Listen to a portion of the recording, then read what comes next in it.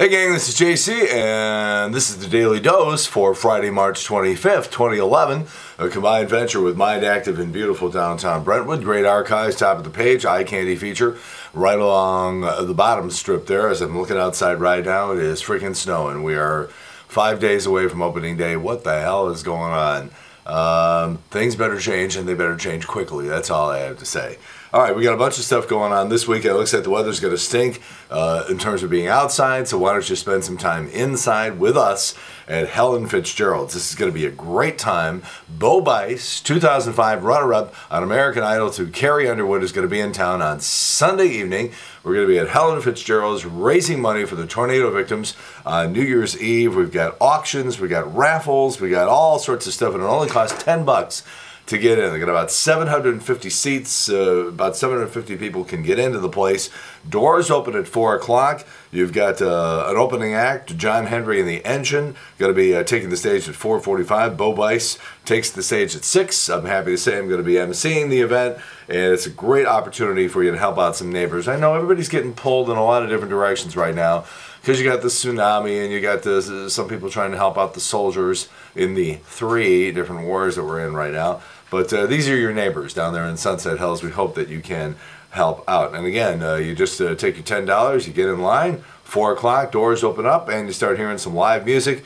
Everybody who buys a ticket for $10 gets a raffle ticket, and they got a Cardinals party box down at the ballpark for an upcoming baseball game. So that's going to be very, very cool.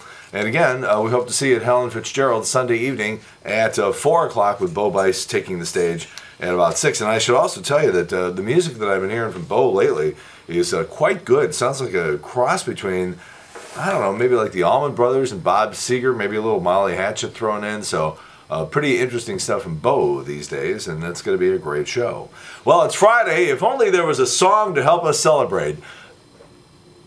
No, I wouldn't do that to you. All right. Aretha Franklin and Elton John are both celebrating birthdays this weekend, which means one thing: cake shortage.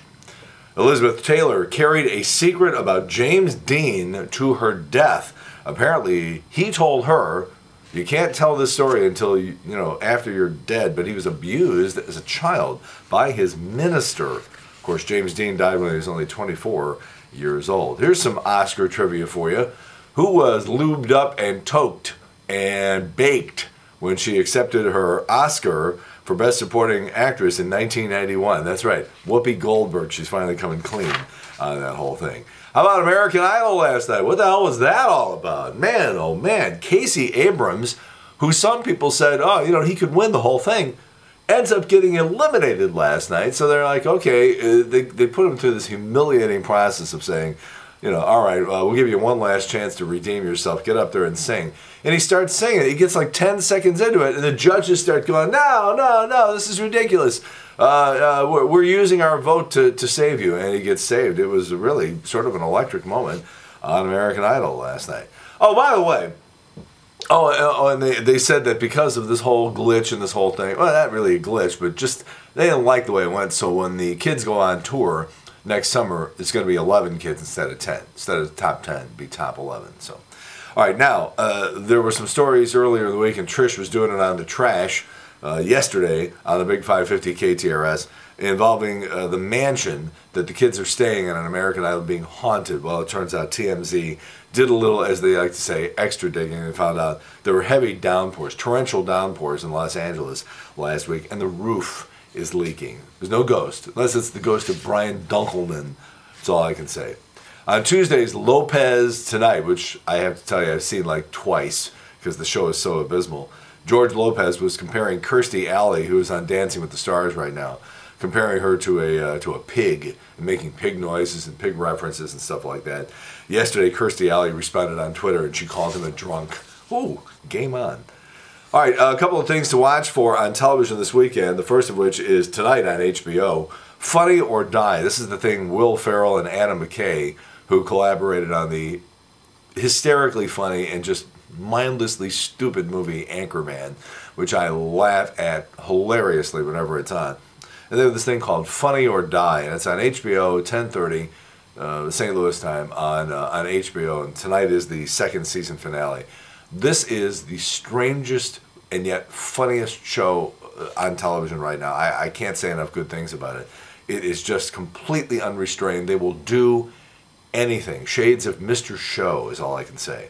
And then tomorrow night on country music television, which I don't spend a lot of time on, but they're going to show Shut Up and Sing. This is the documentary on the Dixie Chicks, about how they were blackballed in the entire entertainment and music industry because of one little comment about stupid George W. Bush. It's a great documentary, and you should watch it. Plus, the girls get together in the tour bus and start, towards the end of the movie, start talking about Hummers.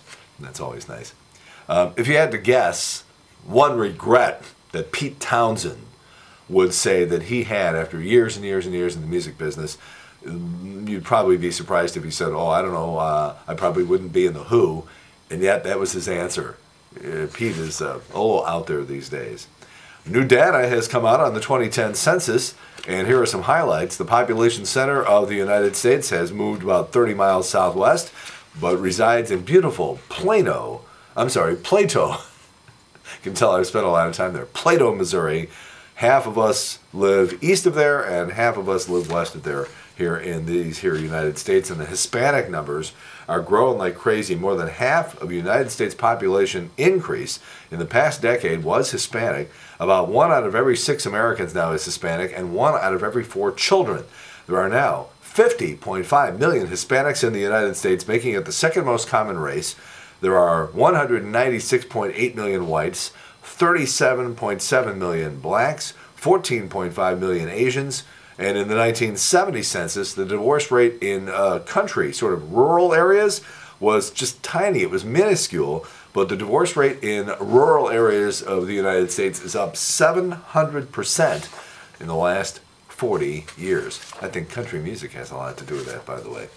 All right, it was on this date in 1992 that cosmonaut Sergei Krikalev, well, he was supposed to be up in outer space for about 5 months. And then the Soviet Union went out of business. And they're like, we don't have any money to bring you down. So this poor schlub is up there circling the Earth for 10 months. They couldn't get him down.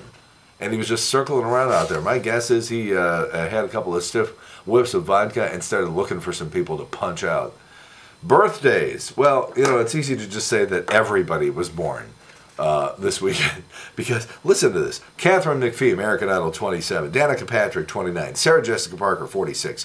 Marcia Cross from Desperate Housewives, 49. Elton John, 64. Paul Michael Glazer from Starsky and Hutch, 68. Aretha Franklin, 69. Gloria Steinem, 77. Gene Shalit from The Today Show, 86. Tomorrow, Keira Knightley, 26. Juvenile, 36. Leslie Mann, who's in all those Judd Apatow movies because she's married to him. A 40-year-old virgin, funny people, knocked up. She's 39. Michael Imperioli from The Sopranos is 45. Jennifer Grey, Dirty Dancing, and Ferris Bueller's Day Off, 51. Lisa Gibbons, used to be on Entertainment Tonight, 54. Martin Short, 61. Vicki Lawrence from The Carol Burnett Show and Mama's Family, 62. Steven Tyler, Aerosmith and American Idol, 63. Nancy Pelosi, 71. Diana Ross, 67. Bob Woodward from the Watergate scandal, The Washington Post, 68. James Caan, Sonny Corleone is 71. Alan Arkin, 77. Leonard Nimoy from Star Wars, 80. Sandra Day O'Connor from the Supreme Court, 81. And on Sunday, Fergie from the Black Eyed Peas, 36. Mariah Carey, 42.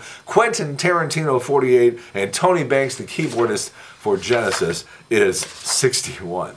I'm out of breath. All right, so we're happy to announce that Jack Clark, Jack the Ripper, has joined the Big 550 KTRS starting next Thursday, opening day. Every night, right after the ball game, 10 to 11 tonight, Jack and John Marisek will be on the air talking baseball and other stuff. So congratulations to Jack Clark, and we're happy to announce him as a member of the Big Air Staff at the Big 550 KTRS. All right, see you at Helen Fitzgerald's on Sunday evening with Bo Bice, and then our home opener show is next Thursday, weather permitting. Can you even believe this? This is, I'm looking outside right now. Oh, I got to run. Going to be on Fox 2. I will have already been on by the time you see this, but I got to get going here because, oh geez, I'm supposed to be there in 10 minutes. All right, that's it. JC's Daily Dose for Friday, March 25th, 2011. A combined venture with Mind Active and beautiful downtown Brentwood. In the meantime, we've beaten this one to death. Have a good one. See you later. Bye.